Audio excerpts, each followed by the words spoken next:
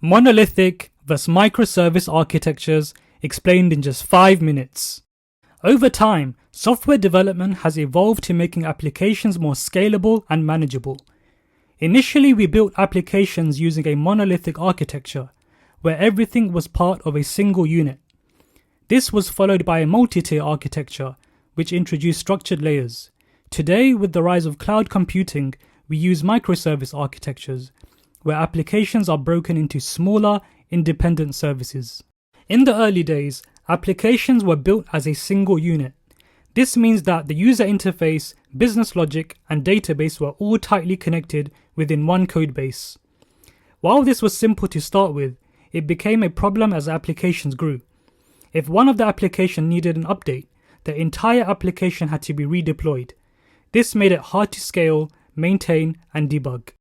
To address these challenges, software engineers introduced multi-tier architecture, where application components are separated based on technical functions. A common model is the 3-tier architecture. This includes the presentation layer, which handles user interactions through visual interfaces, typically developed by front-end teams. It also consists of the business logic layer, which manages business logic and processes, which is developed by back-end teams. And it also has the data layer, which stores, accesses, and retrieves data, which is typically managed by database administrators.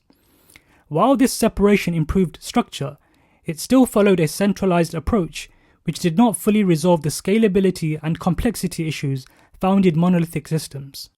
As applications became more complex with high-growth global web and mobile platforms, maintaining and scaling them required a paradigm shift.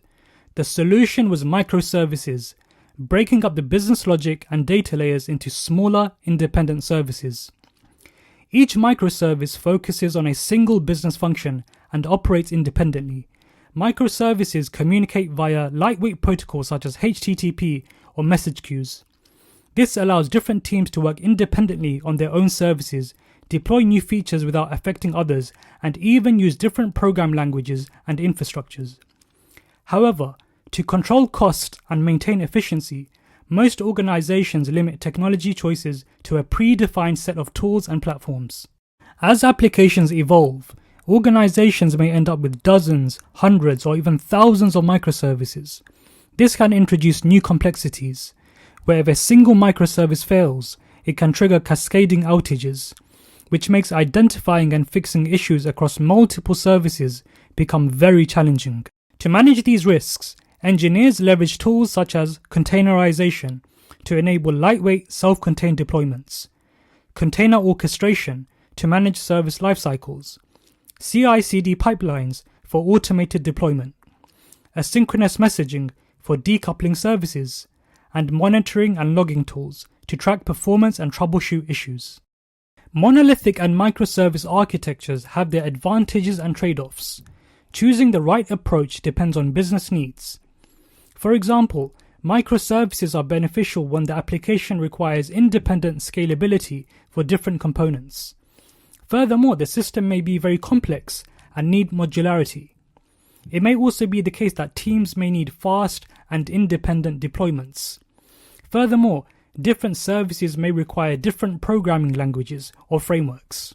However, monolithic architectures may be more preferable when you are a startup or working on small projects with a tight deadline. It may also be the case that you have a small team size and you want a simpler and easier to manage deployment process. Ultimately, selecting an architecture should align with the application's complexity, scalability needs, team structure, and long-term goals. If you enjoyed this video and found it helpful, don't forget to like, subscribe, and leave a comment below. Thanks for watching, and I'll catch you in the next one. Bye for now.